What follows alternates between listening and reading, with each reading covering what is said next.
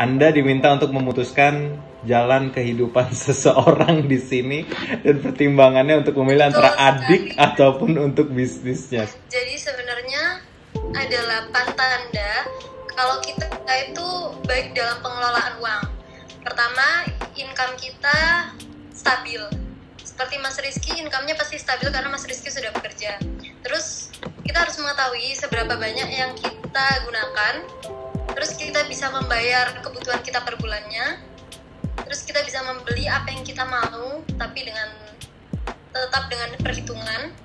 Terus kita memiliki uang darurat.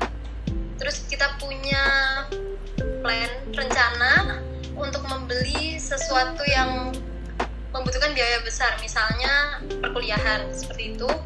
Terus kita menyimpan uang, dan yang kedelapan kita melakukan investasi. Kalau mengembangkan usaha, berarti di situ Mas Rizky sudah memiliki entah itu profit atau keuangan sendiri untuk usaha Mas Rizky ya?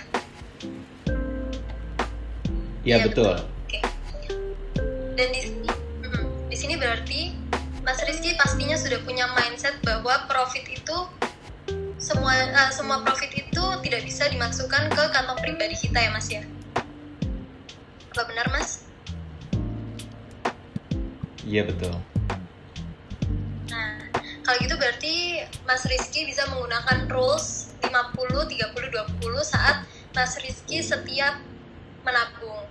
Di sini kita bisa memilah-milah, dan nanti Mas Rizky bisa memilih nih antara Mas Rizky itu mau mementingkan terlebih dahulu perkuliahan adiknya atau Mas Rizky mengembangkan bisnis. Karena di sini juga kalau Mas Rizky memang menabung, itu tadi sudah terpisah dompetnya. Misal 50% kita gunakan untuk kebutuhan sehari-hari, 30% untuk keinginan kita, atau bisa dipecah menjadi 20% untuk keinginan, 10% untuk nabung, dan 20% sisanya untuk seperti tabungan untuk masa tua atau tabungan edukasi, tabungan untuk belajar, seperti itu. Jadi nanti mungkin Mas Rizky bisa mulai, karena ini untuk tahun 2022 ya Mas ya. Betul. Jadi Mas Rizky mungkin mulai hari ini bisa Mas pilah-pilah lagi.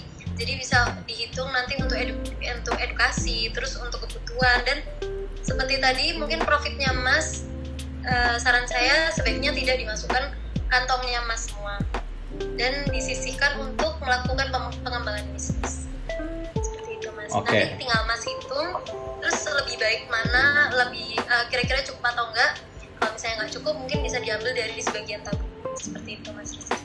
Baik, berarti keputusan tetap berada di Mas Rizky ya. Nah, tadi baru saja disampaikan itu adalah teorinya dalam menabung, bahwa Anda dapat memecah tabungan Anda tadi kalau dari Mbak Vivi masukannya 50, 30, dan 20 ya. Atau di situ pun di 30-nya bisa di custom lagi, tergantung kebutuhan dan prioritas Anda. Jadi pada saat keputusan yang akan diambil udah bisa dikira-kira nih, kira-kira kemampuan finansialnya lebih bisa diberatkan, condongnya kemana. Begitu Mbak Vivi ya?